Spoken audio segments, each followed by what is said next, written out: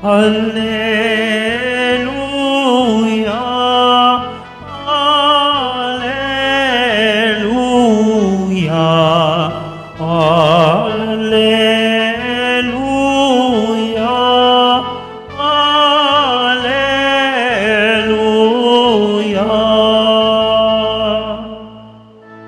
Hinirang tayo ni Kristo upang mamungang totoo bilang mabubuting tao. Alleluia, Alleluia, Alleluia, Alleluia.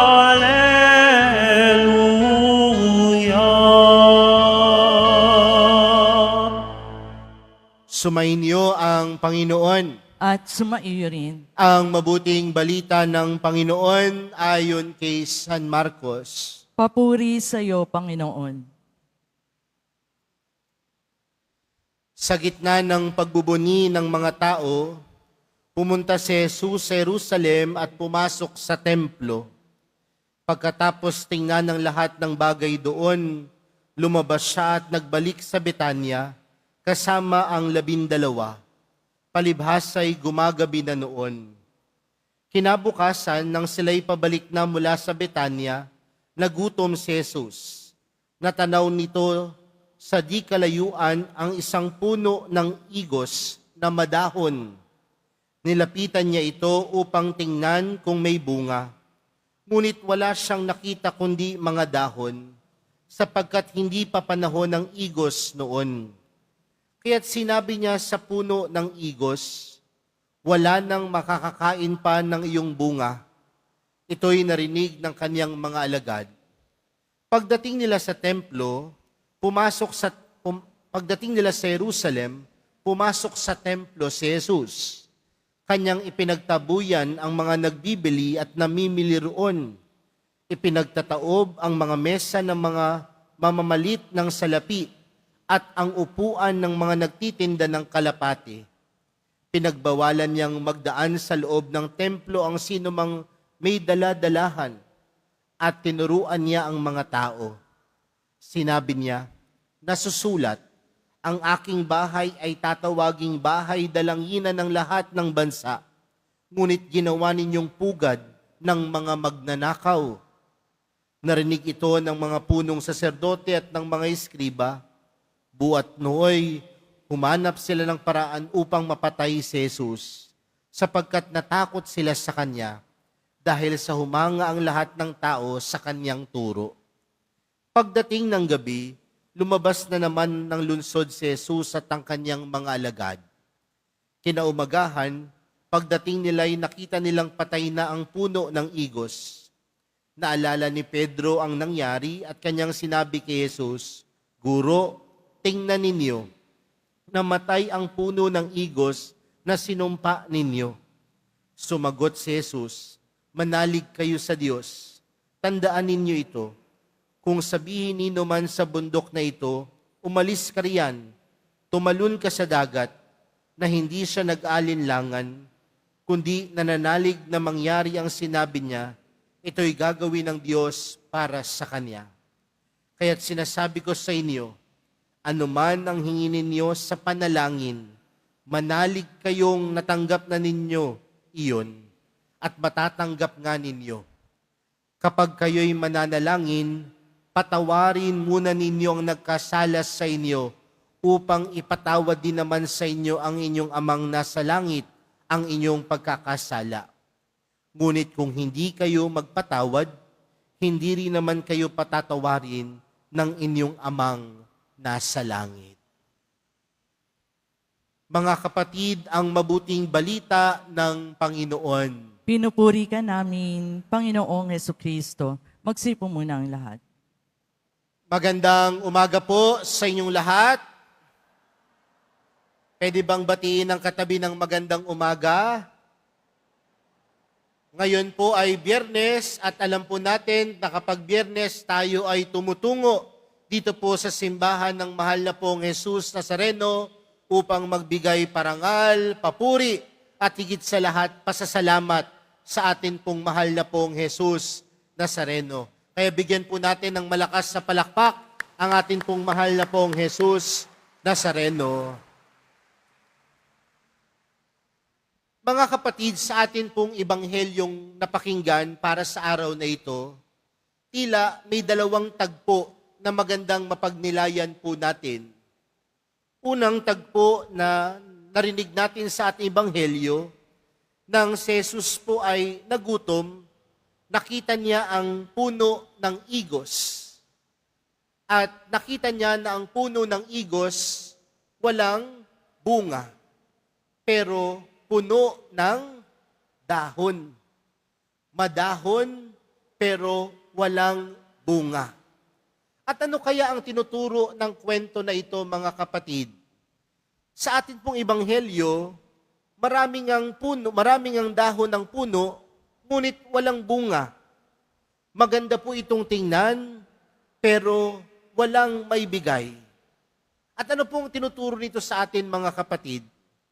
Minsan, ganyan din tayo bilang mga Kristiyano. Mukhang maganda, mukhang reliyoso, mukhang reliyosa, mukhang mabait. Kasi nga naman, nagsisimba nagdadasal, miyembro ng ministry sa loob ng simbahan. Pero mga kapatid, ano ang kulang? Kulang sa bunga ng kabutihan. Kulang sa bunga ng pagpapatawad. Higit sa lahat, baka kulang sa pagmamahal. Nakita ni Jesus na ang puno ng igos maganda dahil puno ng dahon.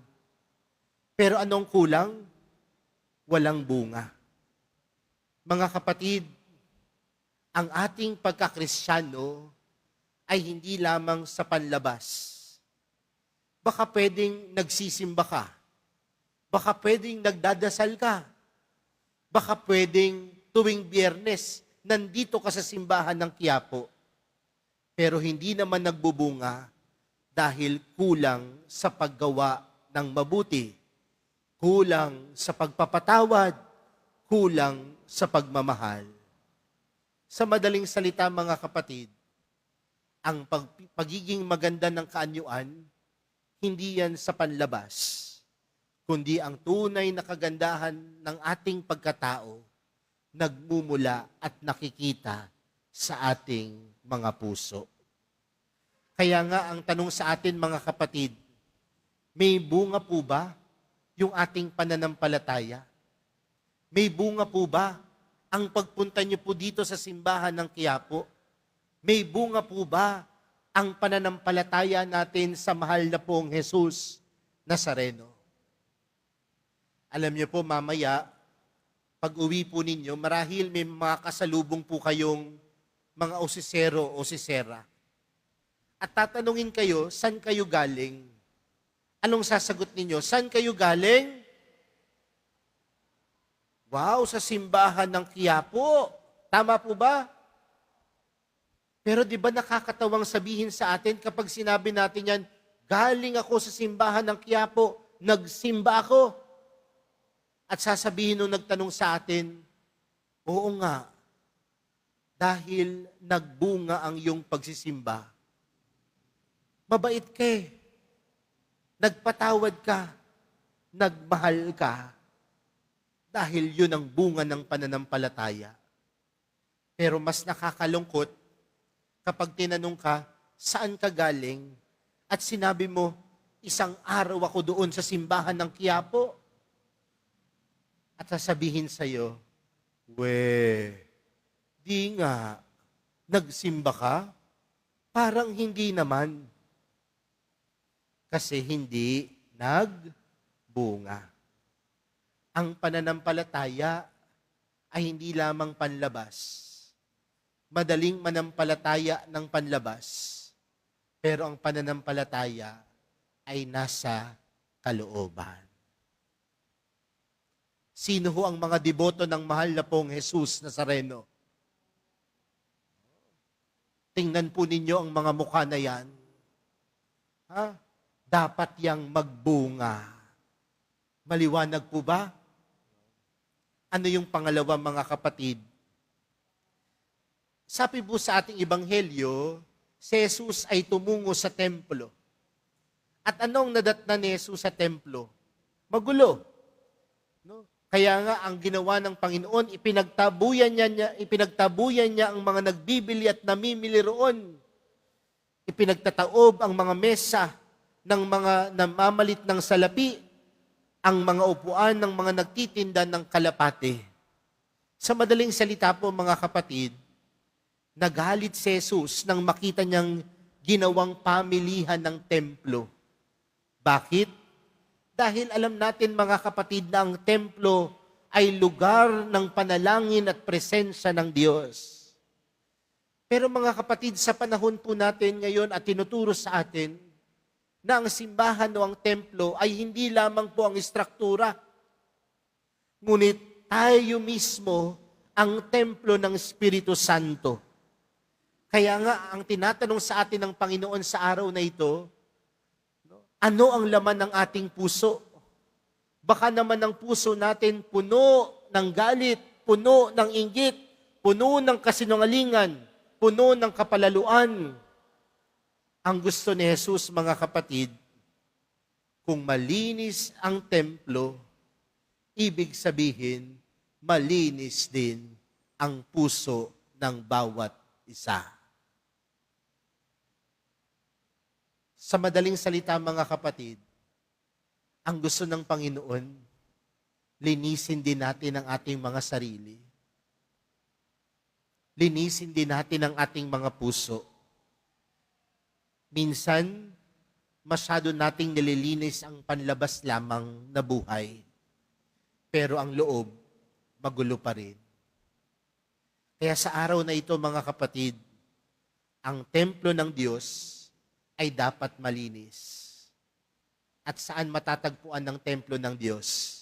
Hindi lamang ang istrukturang ito, kundi ang bawat isa sa atin ay templo ng Diyos. Panghuli, mga kapatid, sa atin pong ibanghelyong napakinggan, ano ang ginawa ng Panginoon? Ano ang pinaalala? Pananalangin. At alam natin, mga kapatid, na kapag tayo ay nananalangin, tayo ay nakikipag-usap sa Panginoon. Pero sinabi ni Jesus sa ating ebanghelyo, kapag kayo'y nananalangin, anong dapat gawin ninyo? Magpatawad kayo. Dahil hindi tunay ang dasal kung puno naman ng galit ang puso.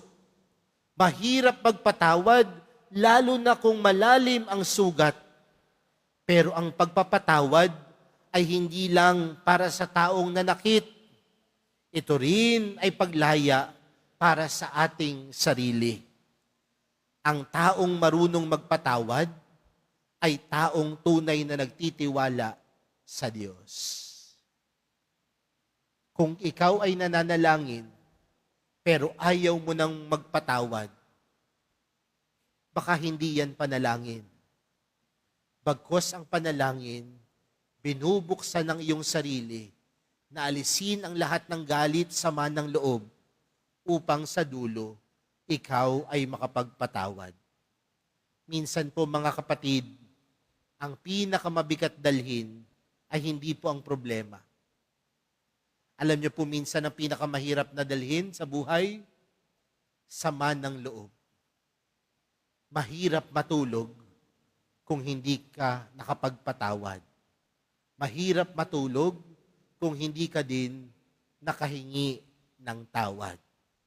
At mahirap manalangin kung ayaw mong magpatawad.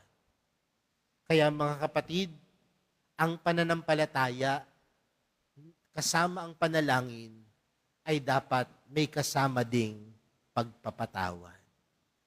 Kaya mga kapatid, sa araw na ito, hinihingi po sa atin ng Panginoon ang tatlong bagay. Una, mamunga ang ating pananampalataya. Pangalawa, linisin ang ating puso. At pangatlo, manalangin na may kasamang pagpapatawad. Naway, ang ating pananampalataya ay hindi lamang po sa panlabas, kundi tunay na mabunga sa harapan ng Diyos. Huwag lang nating asamin sa araw na ito na maging mabait sa harapan ng iba, maging mabuti sa harapan ng iba, kundi asamin natin na mas maging mabuti tayo sa harapan ng Diyos dahil malinis ang ating kalooban. Amen.